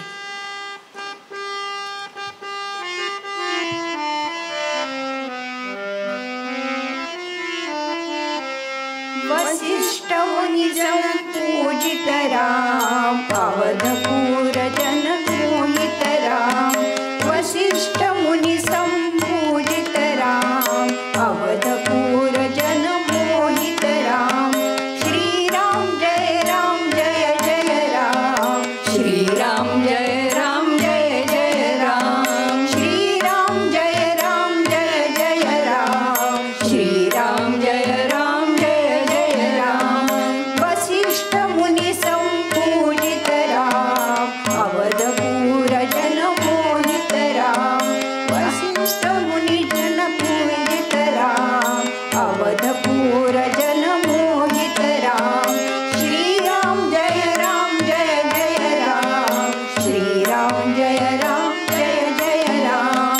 श्रीराम जय जय राम. श्रीराम जय राम जय जय राम. श्रीराम जय राम जय जय राम. श्रीराम जय राम जय जय राम. झालं. हे सगळं वैभव पाहिलं तर राजा म्हणाला, धिग्बलम क्षत्रिय बलम. काही अर्थ नाही म्हणाले, माझ्या क्षत्रियाकडचं वैभव जे आहे ते फुकट आहे, काही त्या वैभवाला अर्थ नाही. म्हणाले, आज ऋषी मुनींच्याकडचं वैभव काय वैभव आहे. त्यांनी सांगितलं, वसिष्ठा, तुमची ही जी कामधेनू आहे ना, ही कामधेनू तिच्या बदल्यात मी तुम्हाला 1000 गायी देतो, मला ही कामधेनू द्या. त्यांनी सांगितलं नाही नाही. म्हणाले 1 कोटी गायी देतो. नाही म्हणाले, कोणत्याही परिस्थितीमध्ये तुम्हाला शबला मिळणार नाही, माझी कामधेनू मी देणार नाही. त्यांनी युद्ध केलं. तो म्हणाला देत नाही म्हणजे काय, वैभव राजाला असतं, ऋषीला नाही. राजांनी हे ठेवून घ्यावं आणि आपल्या ठिकाणी ते वैभवाने मिरवावं, हे खरं योग्य आहे. ऋषीला काय करायचं आहे. ते म्हणाले नाही तू काही म्हण, पण विश्वामित्रा, हे मी तुला काही देणार नाही. ठीक आहे म्हणाले. विश्वामित्र निघाले. त्यांनी आपल्या सैन्याला सांगितलं की हल्ला करा यांच्यावरती. हल्ला केला. कामधेनूंनी आपल्या देहापासून सैन्य निर्माण केलं आणि त्या सगळ्या शस्त्रास्त्र धारण केलेल्या विश्वामित्रांच्या सैन्याचा निपात केला. ते सैन्य सगळं नाश पावलं आणि वसिष्ठ जिंकले. त्यावेळी त्याला फार दुःख झालं. म्हणाले धिक्बलम क्षत्रिय बलम, खरोखरीच क्षत्रियाचं जे बल आहे त्याचा धिक्कार असो, धिक्कार असो. म्हणाले मी आता हिमालयात जातो. काय तो काही कमी योग्यतेचा मनुष्य नाही. हिमालयात गेले, पुष्कळ तपश्चर्या केली, पुष्कळ तपश्चर्या केली. आपल्याला मधल्या कथा माहिती आहे, त्या आपल्याशी निगडीत नाहीत म्हणून. पण एकदा क्रोधामुळे आणि एकदा कामामुळे दोन्ही वेळा ते तप फुकट गेलं. एकदा अप्सरा आली आणि तिच्यामुळे ते मोहित झाले म्हणून तप फुकट गेलं. आणि नंतर ती अप्सरा आली, आता ही पुन्हा माझ्या तपाचा नाश करील म्हणून क्रोधायमान झाले. म्हणजे काम आणि क्रोध दोन्ही वश झालेले नव्हते. पुन्हा उपासना झाली, पुन्हा तप झालं, तपश्चर्या झाली. त्या तपश्चर्येमधून त्यांना असं वाटलं की आता आपण झालो योग्य आणि आता आपल्याला काही हरकत नाही. कारण असं आहे, मी राजर्षी आहे, मला वसिष्ठांनी ब्रह्मर्षी म्हटलं पाहिजे, मी ब्रह्मज्ञानी झालो पाहिजे आणि त्याचा अधिकार फक्त वसिष्ठांना आहे. त्यांच्या मुखातनं ब्रह्मश्री ऐकलं की माझं जीवन पावन झालं. आणि त्यावेळी गेले, आपले तप पुरं झालं म्हणून गेले. त्यांच्या घरामध्ये म्हणा, आश्रमामध्ये म्हणा, त्यांच्या खोलीत म्हणा, कुठेही. पण वसिष्ठ आणि अरुंधती त्यांची पत्नी हे दोघेजणं बोलत होते. ते बोलत असताना अरुंधतीला वसिष्ठांनी म्हटलं की हे आता तू पीठ दळती आहेस, या पिठाच्याबद्दल तुला काय वाटतं सांग बरं. म्हणाले बाहेर एवढं टिपूर चांदणं पडलं आहे, त्याच्याबद्दल तुला काय वाटतं सांग बरं. तर ती म्हणते हे जे मी छान लाह्यांचं पीठ दळलं आहे ना, इतकं पांढरं शुभ्र आहे की ते आणि बाहेर जे चंद्राचं पिठूर चांदणं पडलं आहे ते दोन्ही मला सारखंच वाटतं आहे. चंद्राचं चांदणं जितकं शुभ्र आहे तितकंच माझं लाह्यांचं पीठ शुभ्र आहे. ते म्हणाले तुम्ही बायका सगळ्या स्वयंपाकखोलीतच दृष्टांत देणार म्हणाले, तुम्हाला काही दुसरे दृष्टांत सुचत नाही.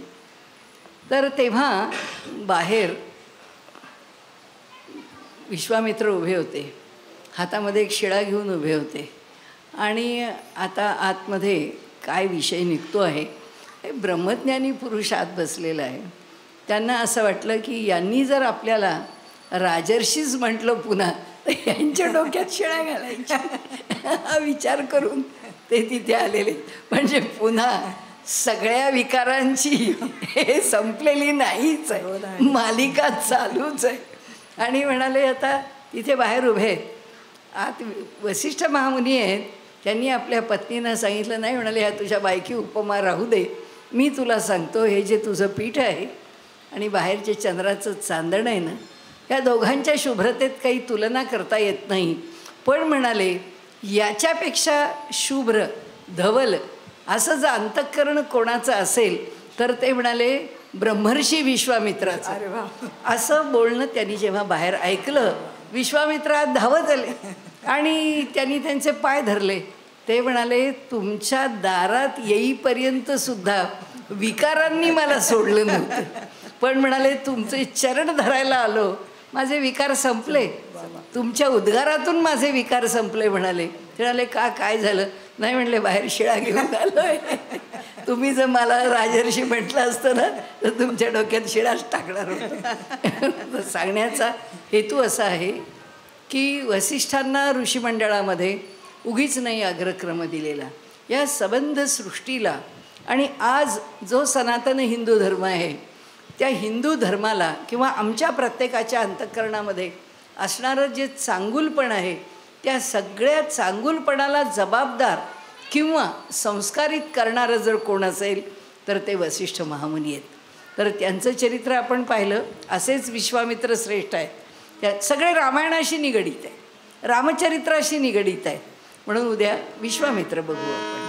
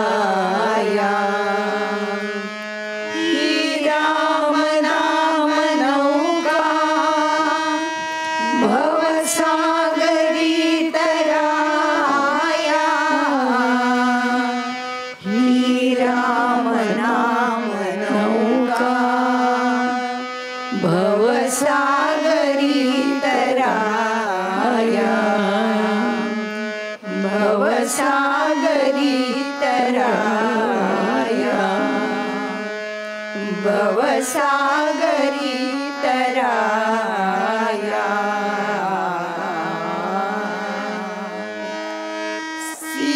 सीताकांत स्मरण जय जय राम पवन सूत स्मरण जय जय राम जय जय रघुवीर समर्थ नमः पार्वती पते हर